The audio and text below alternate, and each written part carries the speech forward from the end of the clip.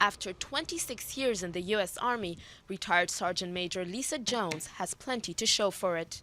These are the combat hash marks, and each hash mark represents a 6-month period that you were deployed, and I have 2 of them, and so I served in deployed theater in Afghanistan. It's actually my 2nd Legion of Merit that I received during my service. Lisa was a career counselor in Afghanistan, but she was still at risk.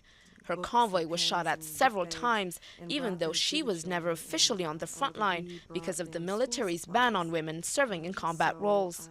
The Pentagon recently announced it would lift that ban, a decision Lisa says is long overdue.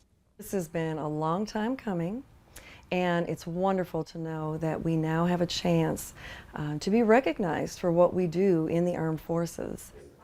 Women's role in the armed forces is chronicled here at the U.S. Army Women's Museum.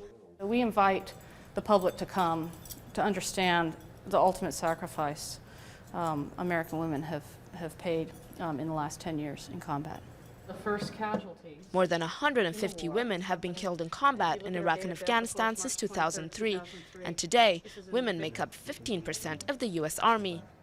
A big change from the 1980s when Patricia Siegel worked as a counselor to the generals at West Point, advising them on how to integrate women in the military. She says the only way the Pentagon's ruling will work is if top officials are behind it. There are going to be bumps in the road, and it's how they deal with those bumps in the road that will tell the rest of the Army that they support this or they're not really sure they're supporting it. You had to understand the armed services have until 2016 to decide which roles should remain close to women, if any at all.